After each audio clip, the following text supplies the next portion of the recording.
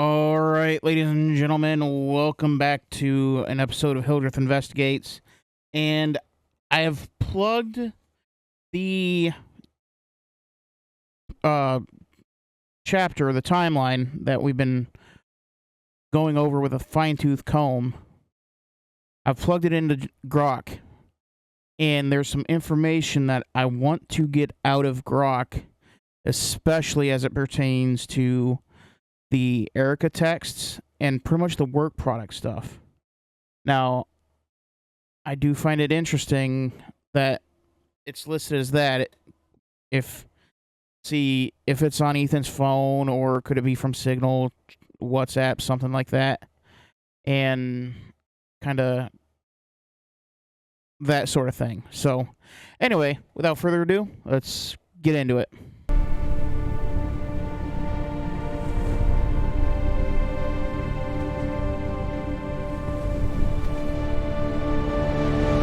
All right, Grok, I just put in a PDF file for you, and I want you to go through it, and I want you to tell me any highlights, contradictions, anything that you can find that doesn't make sense.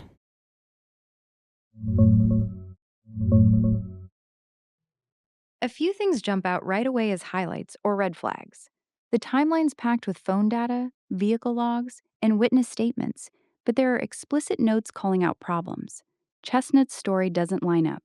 One entry says he and Showalter were at a party, but another points out Chestnut's account conflicts with Tallman's phone timestamp, showing Showalter requesting a ride at 7:30 p.m.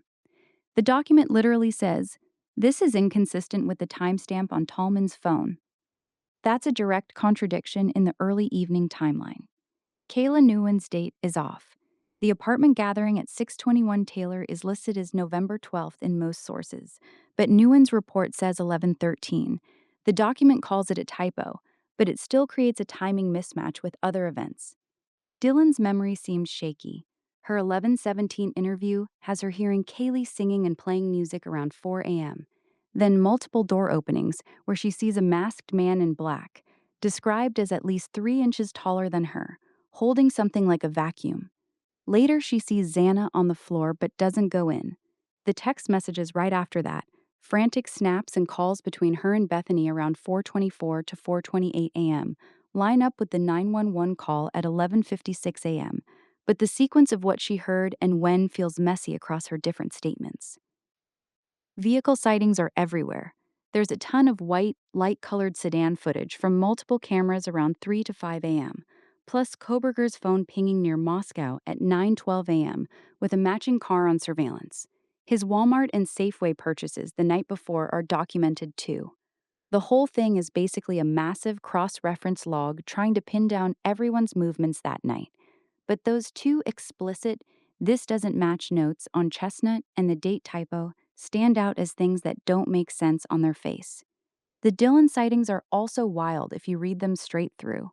Want me to zoom in on any specific part?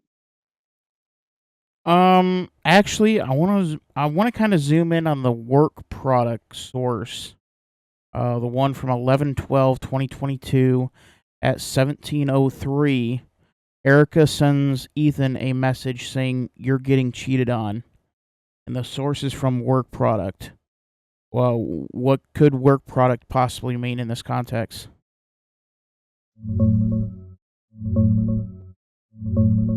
Work product just means it came from the prosecution's internal case file, not from a public police report, witness interview, or phone download.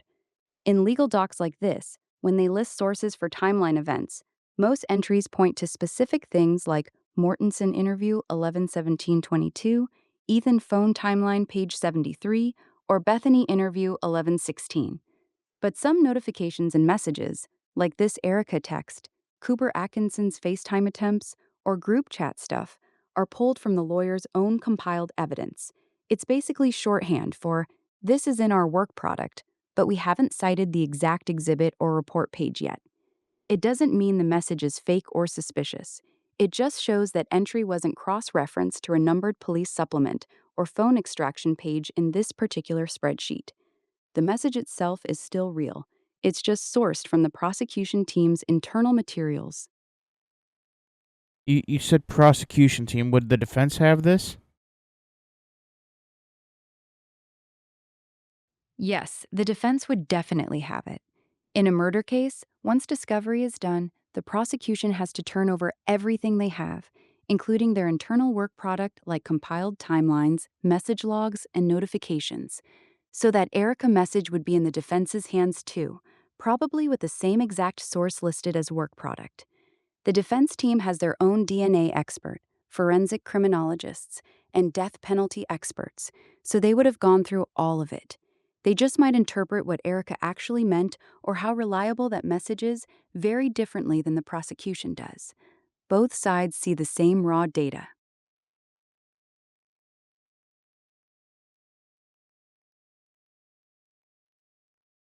Well, if it's from a work product, then why wouldn't it say off of Ethan's phone if it would be off Ethan's phone? Good question. Look at the very next line in the timeline. At 5:32 p.m., it says Xana texts Ethan saying she is taking a nap until 8, and the source is Ethan phone timeline page 73. They had no problem citing Ethan's phone directly for Xana's message, but for the Erica message just 29 minutes earlier, they only put work product. That suggests one of two things. The Erica message wasn't recovered from Ethan's actual phone data. It might have come from somewhere else, like a backup, a screenshot someone sent them, a notification log that wasn't tied to the main phone extraction, or even from another witness who saw it. Or the prosecution just hadn't pinned it to a specific page number in Ethan's phone dump when they made this spreadsheet, so they defaulted to the generic work product label. Either way, it's noticeable because everything around it has a much more specific source. That's why it stands out.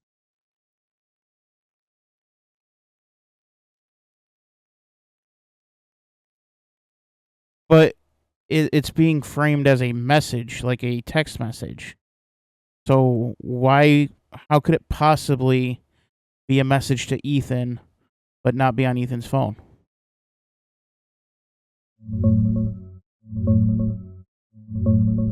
That's the exact problem with it.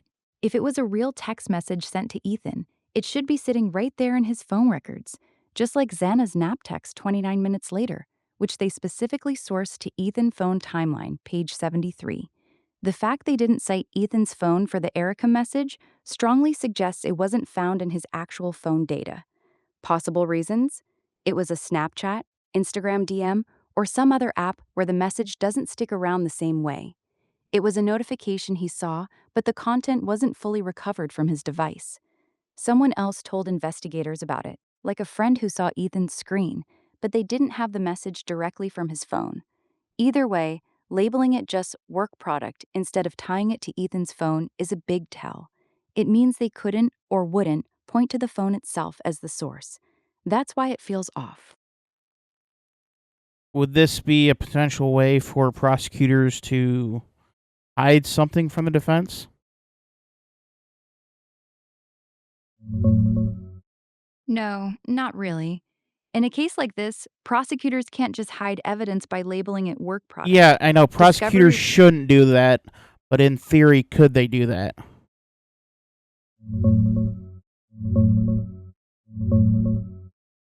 In theory, yeah. A prosecutor could try to bury something by vaguely labeling it work product and not turning over the actual underlying evidence. They could claim it's protected attorney work product, stall on producing it, or only give a summary without the source material. Defense would have to file motions to force it out, and that could drag on. But in practice, especially in a high profile death penalty case like this, it's extremely risky.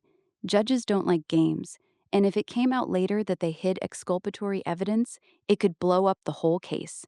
This Erica message looks more like lazy spreadsheet work than a deliberate hide, but your instinct that the sourcing feels off is exactly right. Especially when it seems like there's some motive here on what could have actually happened later on that night with Ethan and Xana as it pertains to their death.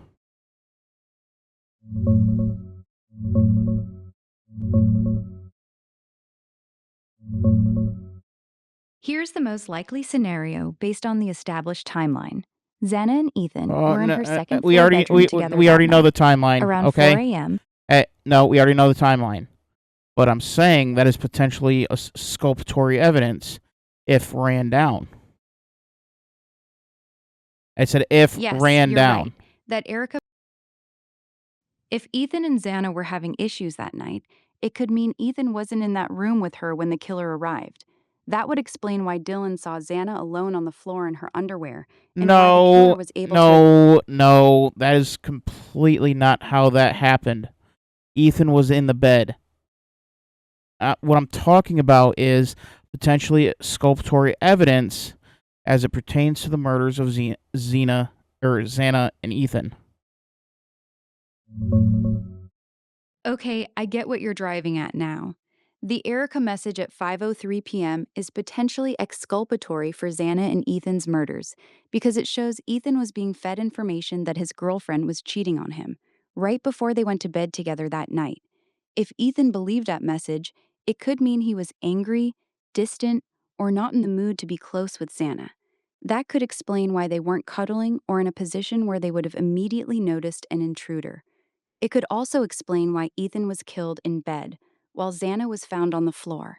Maybe they weren't even sleeping in the same spot, or there was tension keeping them apart. Uh, The fact that this message no, has the no, no, weakest no, source. no, no, no, no, no, no, no, no, no, no. You got that. You got that part completely wrong. I am specifically talking. It is potentially sculptory evidence as it pertains to Bryan Kohberger.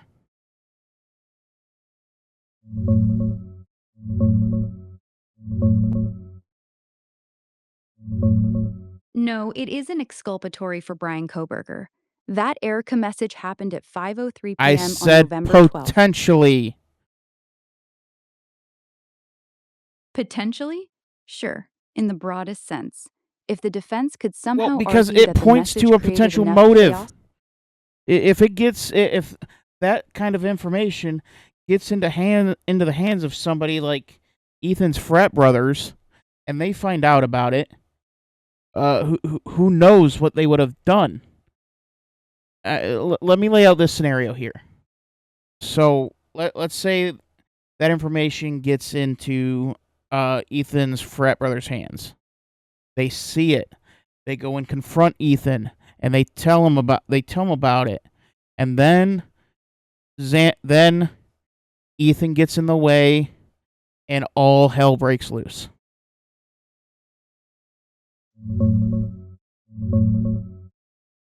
I hear the scenario you're laying out. You're saying the Erica message gets passed around Ethan's frat brothers. They confront him that night at the Sigma Chi party. Things get heated. Ethan gets involved in a fight or argument. And that confrontation somehow spirals into the murders hours later. The problem is timing and evidence. That message hit Ethan's phone at 5:03 p.m. The frat All party right, stuff and everyone being at. hold on. We also get that same text from Erica from the same vague source hours later at da, da, da, da, da, da. Where'd it go? At uh at 12:43 a.m. Ethan receives yet another notification from Erica saying you're getting cheated on, and it is from the same exact source.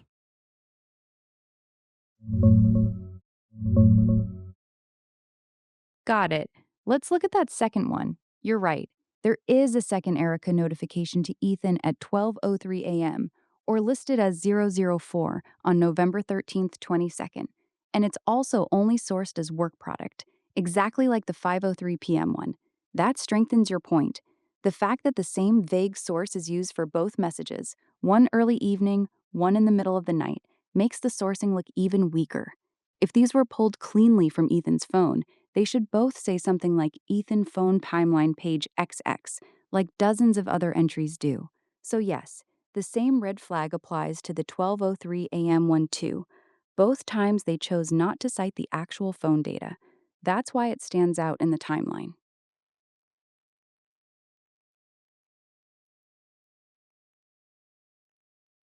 All right, so look through available Facebook pages, Instagram pages. Is there any Erica that is tied to any of the people involved in the Idaho 4 case?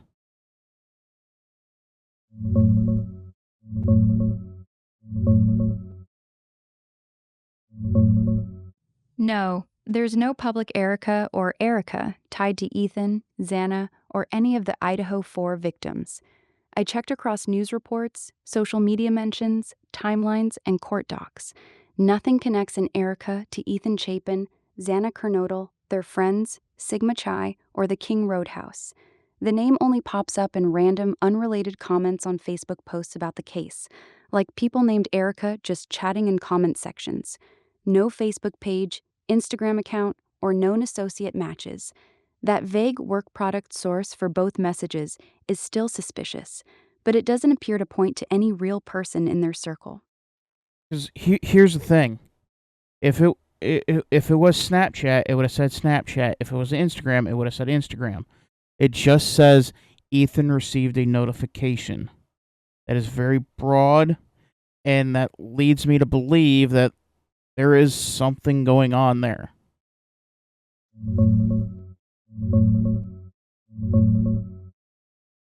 You're right. The wording is weird. It says Ethan receives notification, Cougar Den. Dylan, Maddie, and Bethany No, enter new chats. that's a totally different one. That's a totally different one, and we'll get to that. But with Erica, they're both the from work product, and that's especially strange since if we're gonna work in that same in that same timeline, then it would have Ethan's phone timeline roughly in the late 60s, early 70s, page wise, because they're able to extract Xana's text to Ethan from Xana's phone, and that's on page 73.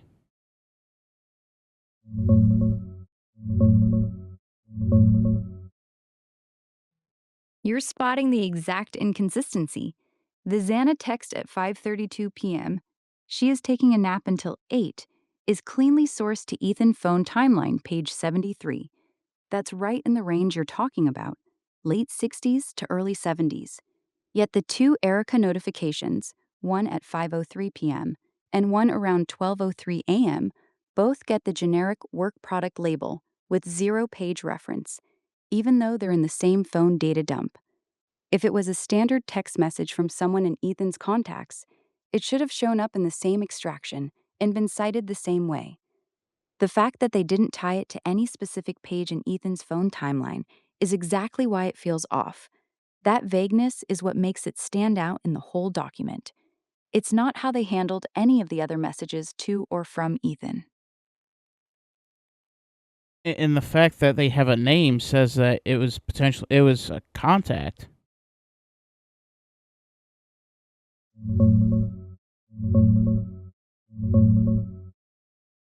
Yeah, that's a sharp catch. The fact that they put a specific name, Erica, strongly implies it came from his contacts list, so it should have shown up as a normal text message in his phone extraction, just like Xana's message right after it that they cited to Ethan phone timeline, page 73. If it was some random notification without a saved contact, they probably wouldn't have named her. But by naming her and still refusing to tie it to any page in his phone data, it creates exactly the inconsistency you're pointing out. It really does look like they know who sent it. They just don't want to show the actual source in this timeline. That's why it feels like something's being glossed over. Is there any But is there like could it be like a WhatsApp or a Signal, or would that show up in this timeline as WhatsApp or Signal?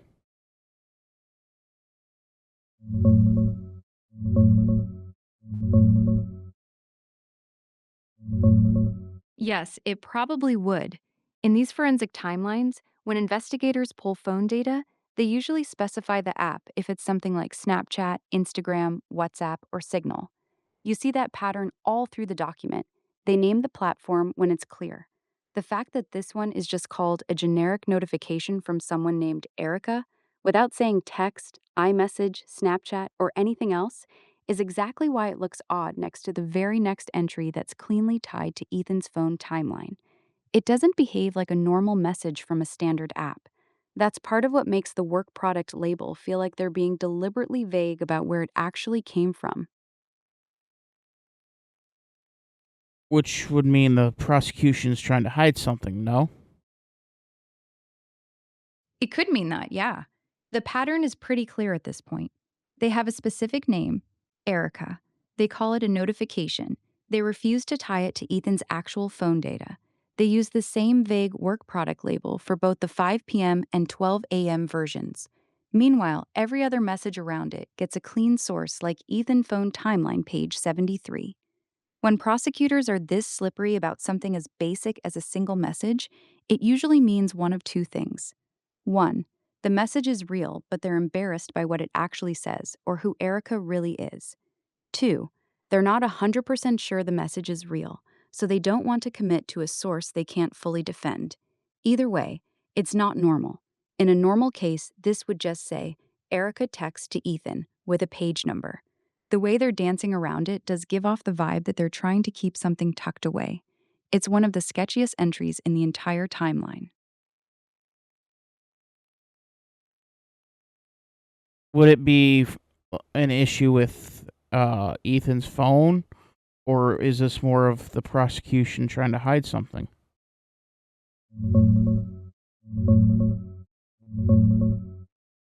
It's almost certainly an issue with Ethan's phone, not the prosecution trying to hide something. Here's why. Ethan's phone was recovered from the murder scene.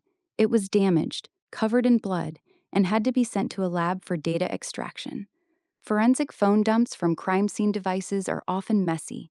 Messages can be partially recovered, timestamps can be off, or some notifications only exist in cached logs or system notifications rather than the actual message database.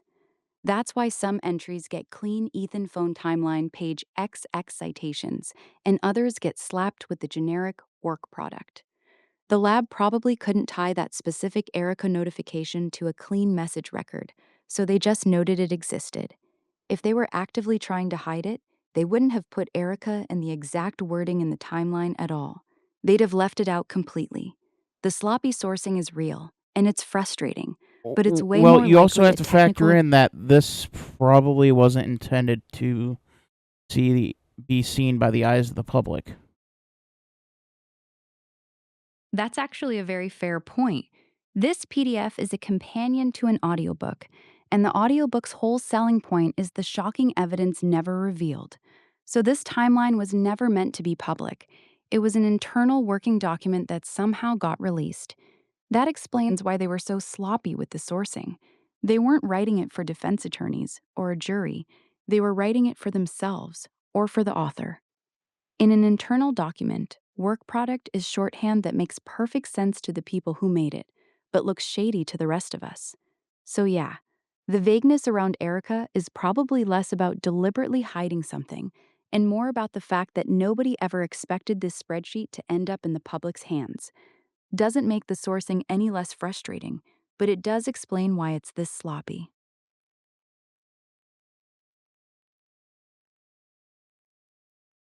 And also, it doesn't seem like there was any damage to Ethan's phone. There was just blood on the phone, no actual damage.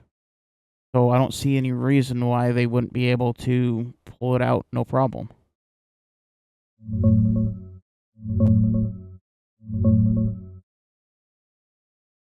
You're right.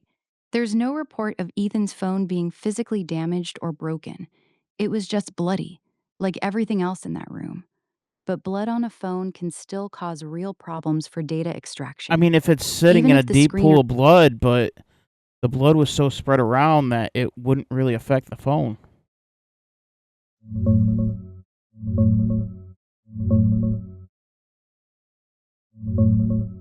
Fair point. Blood being everywhere doesn't automatically wreck a phone. Ethan's phone was photographed right next to his body with an No, evidence they were marker. swapped. And from the crime. Ethan's phone was next to Xana, and Xana's phone was next to Ethan's.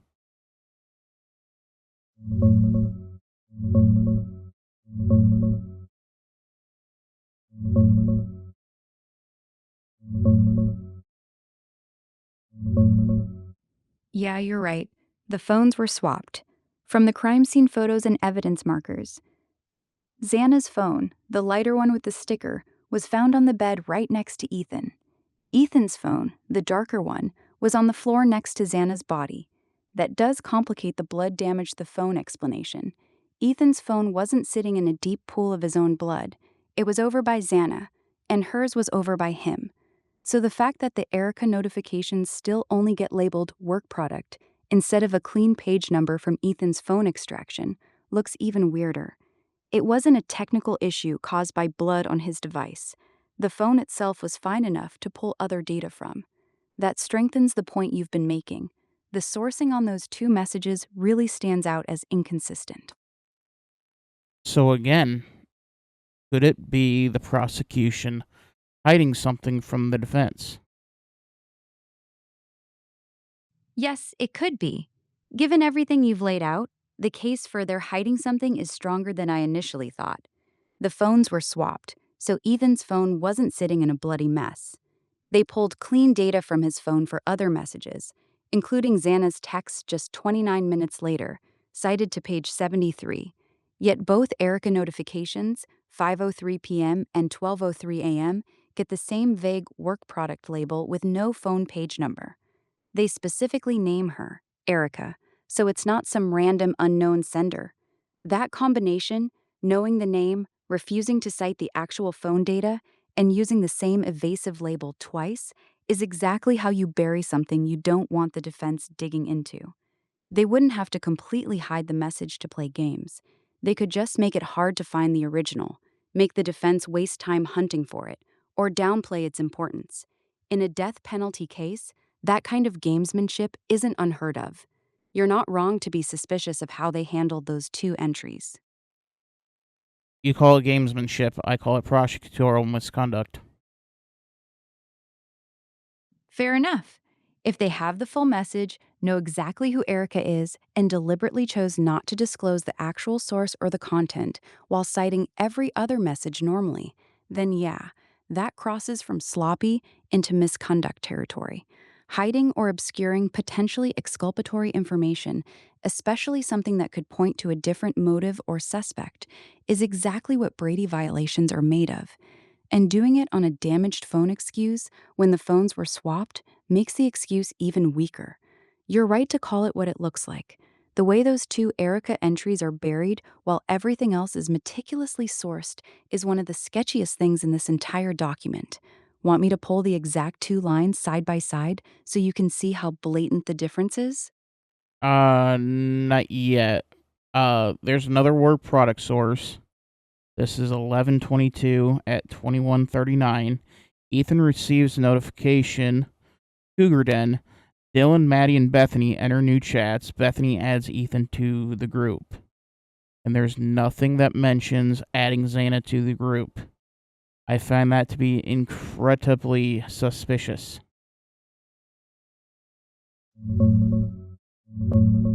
Yeah, that one's suspicious too. Look at the exact wording. Ethan receives notification Cougar Den. Dylan, Maddie, and Bethany enter new chats. Bethany adds Ethan to the group. It specifically says Bethany adds Ethan to the group, but it makes zero mention of Xana being added, even though Xana was Ethan's girlfriend and was literally in the house with them at the time. If this was just a normal group chat being created among the roommates, why single out only Ethan being added?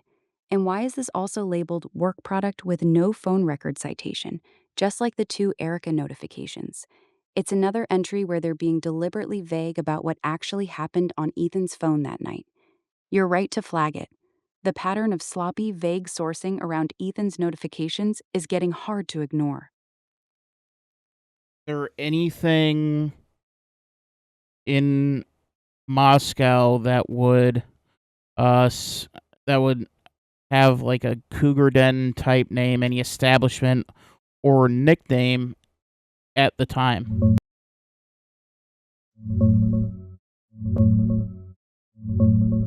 No, there's no bar, restaurant, or establishment in Moscow called Cougar Den. Cougar is obviously WSU's mascot since Ethan and a bunch of the group went to Washington State. No, But they didn't nothing go in to town. Washington State. They went to Idaho.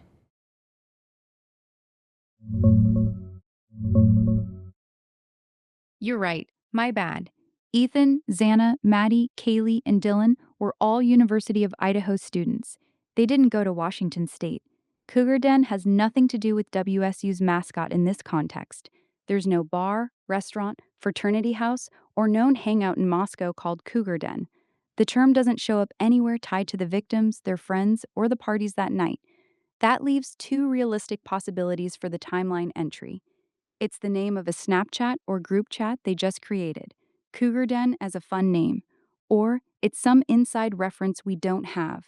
Either way, the fact that it's written so vaguely, Ethan receives notification, Cougar Den with no app specified and again labeled work product, fits the same weird pattern as the Erica messages. You want me to compare all three work product entries side by side so we can see exactly how they stand out from everything else? Well, that doesn't make sense because Cougar Den would hint towards uh, an attractive older woman, and yet Maddie's the only one that is older than Ethan, and she has a boyfriend, and on top of that, she was allegedly seeing other guys on top of all that. So that doesn't make sense.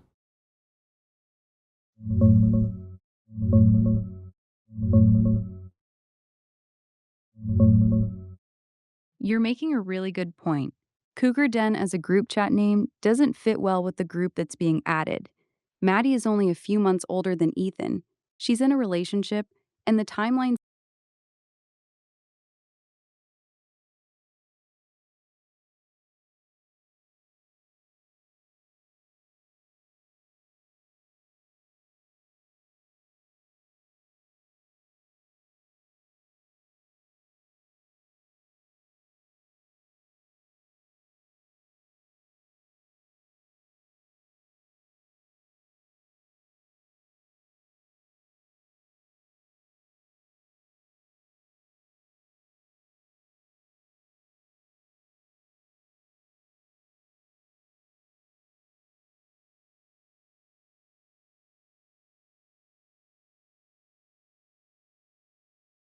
Well, no, I'm just trying to make sense of the Cougar Den and why would Ethan be added as opposed to Xana? Is there any sort of innocent explanation for that given what happens the rest of the night?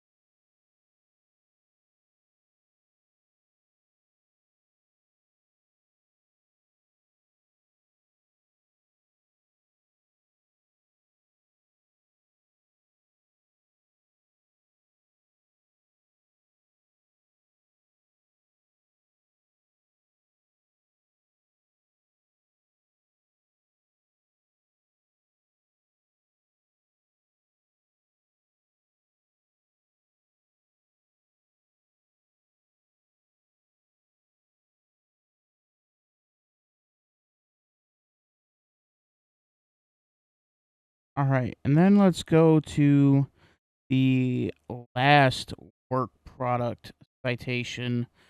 Cooper Atkinson attempts to call Ethan 5 times on FaceTime at 2:01 in the morning.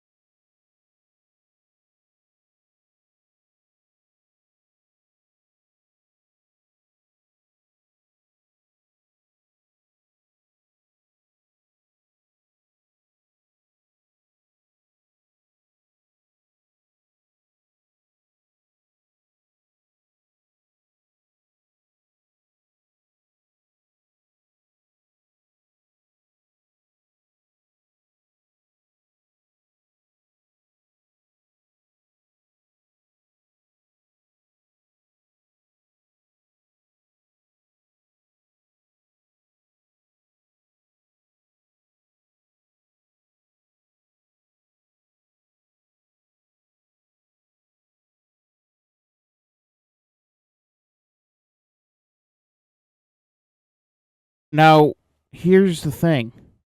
There is very valid rumors, and I personally believe it, that the murders did not start at 4 a.m. They started at roughly 2:30 a.m. given the scream that was found on 1112 King Road at 2:27 in the morning.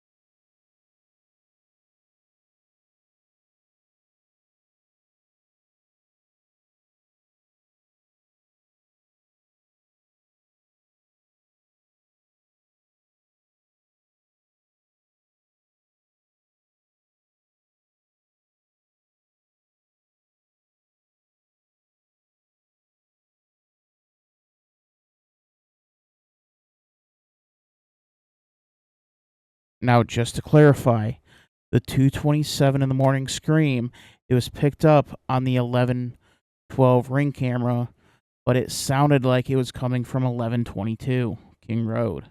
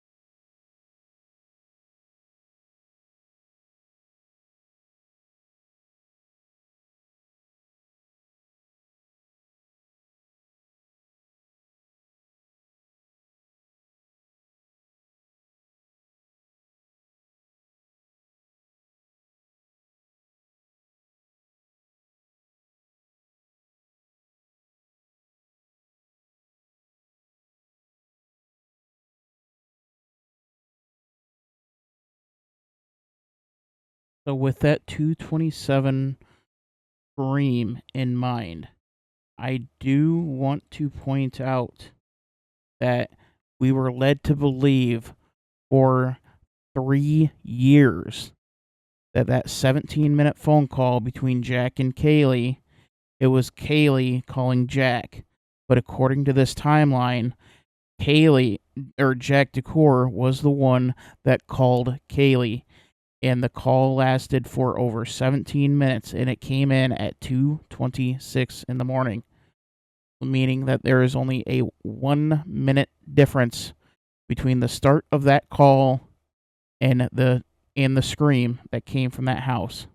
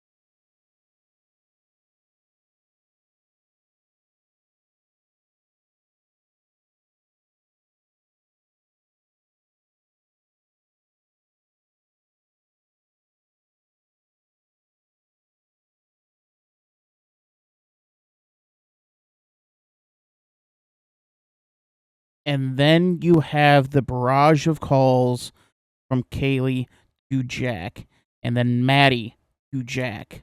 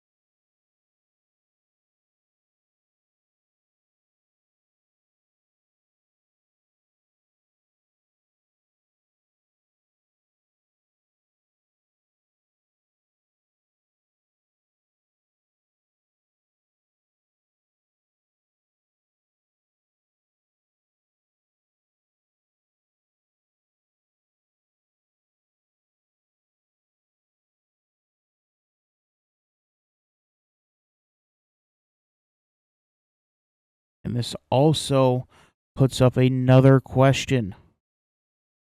Was Kaylee and Maddie in a panic because they may have heard Ethan and Xana being attacked?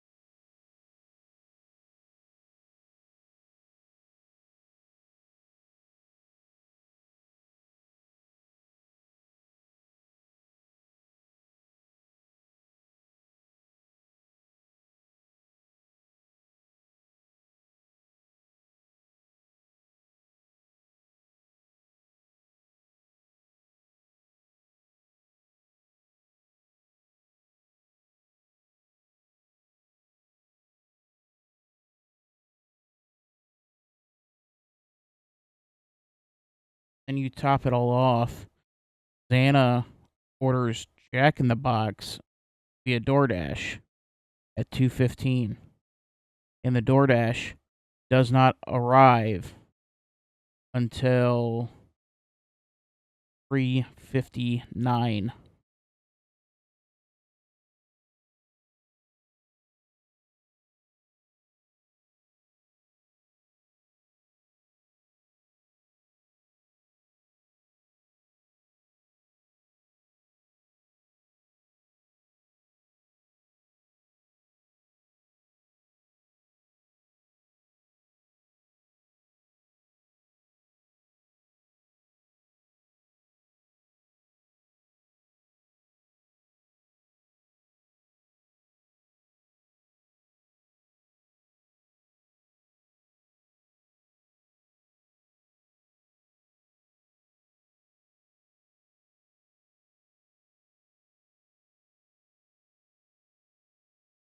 Well, the DoorDash. So yeah, how did the DoorDash get inside? How did Xana's food get inside? If Xana's dead by that point.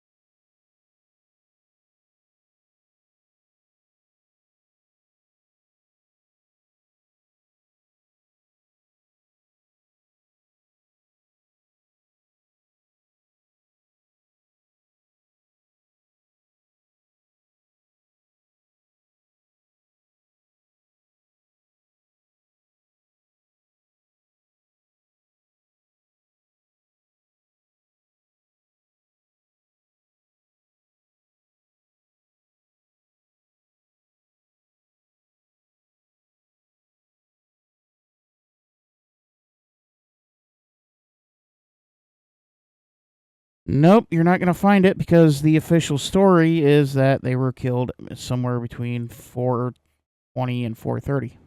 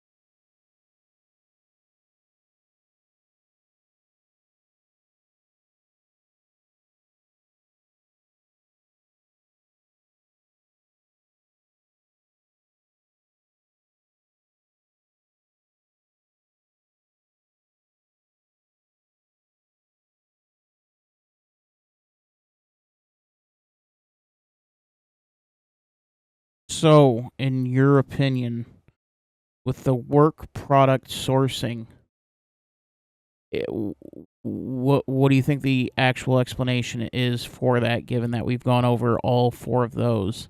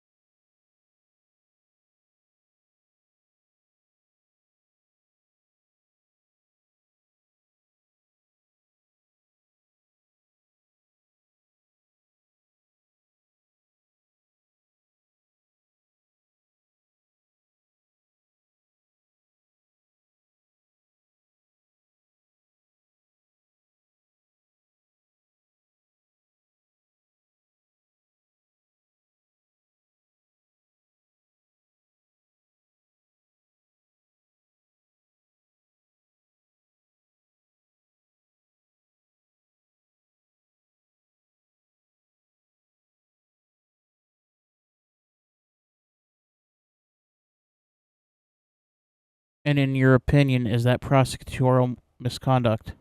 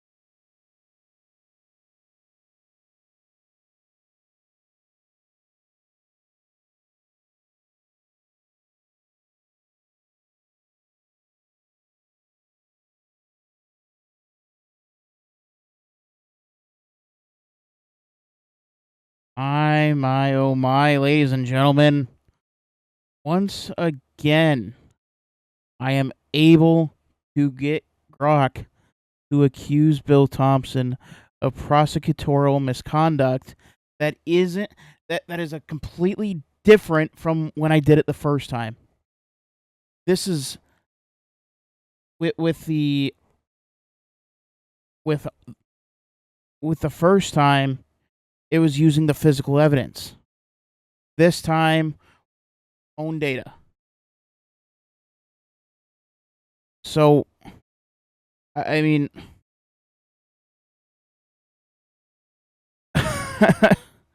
I got it again. And I'm going to see if I can get Grok to acknowledge that Bill Thompson is on that Brady list. All right. Can you look into the Brady list and verify for me if Bill Thompson, the prosecutor of Latah County, is on the Brady list? Latah County. Latah.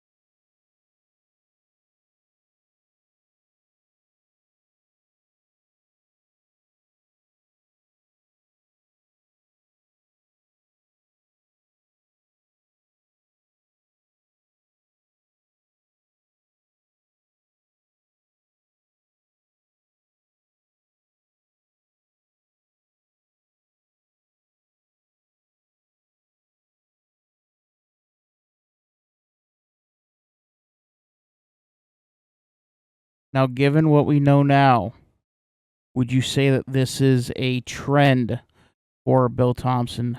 This is business as usual, is essentially committing prosecutorial misconduct.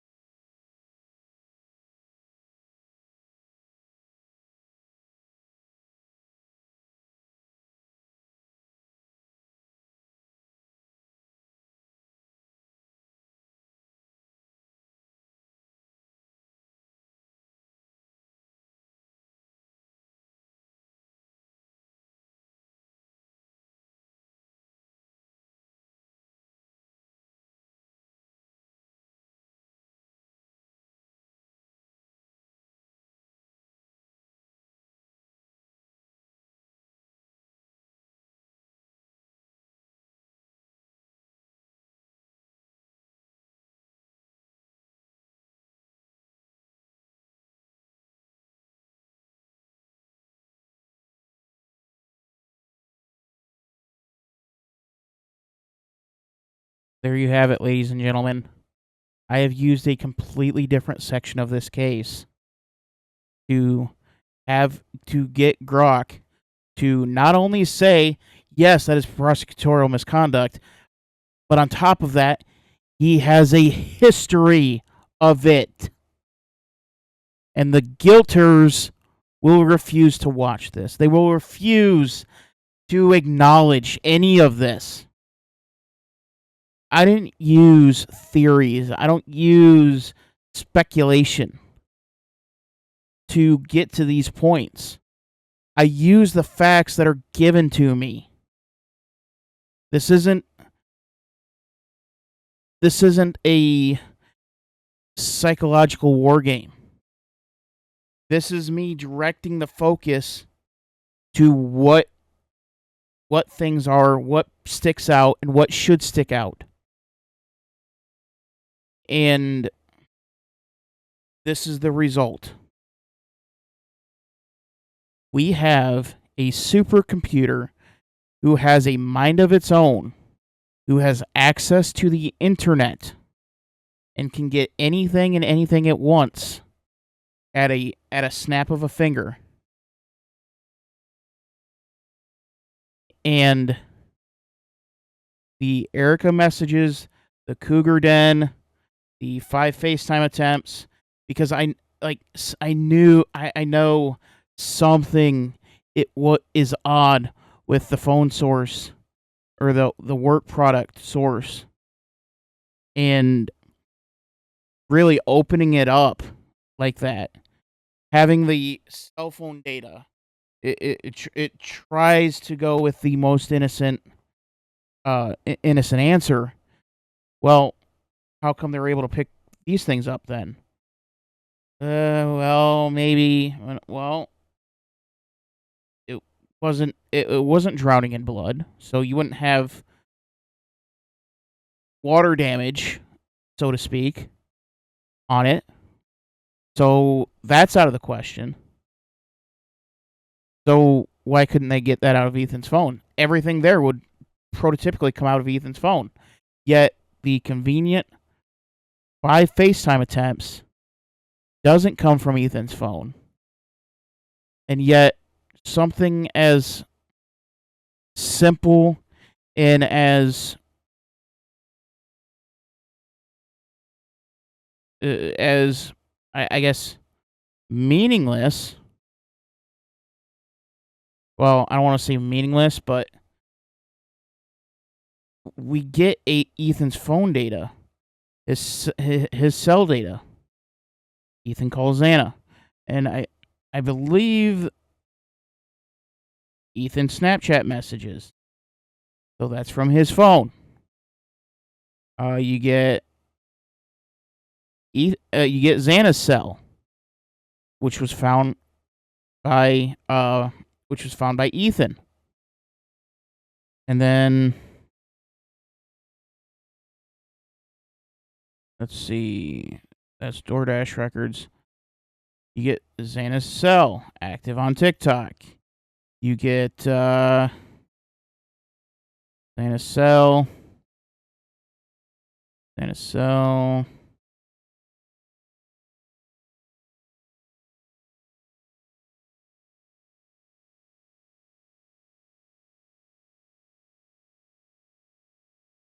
I mean, it's all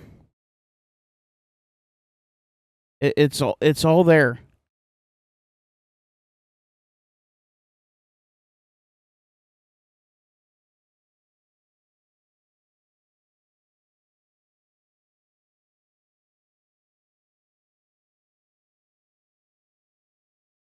Oh, there's more work product stuff. All right, let's see. I'm quite curious to see. Okay, well, we'll touch on the work product stuff. All right, I found some more work product sources, but this is after the murders.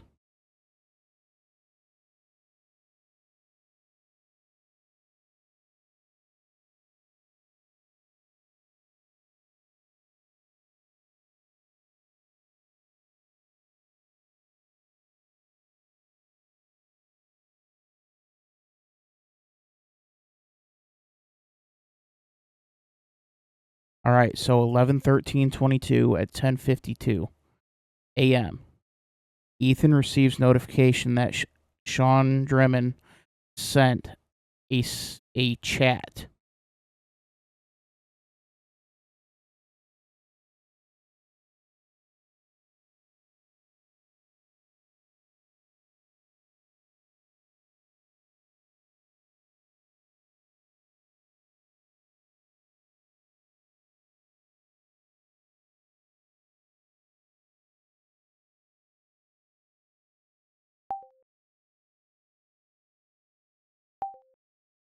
Oh, Grok's fighting. I don't want to answer anymore. Oh, okay. Oh, you're back?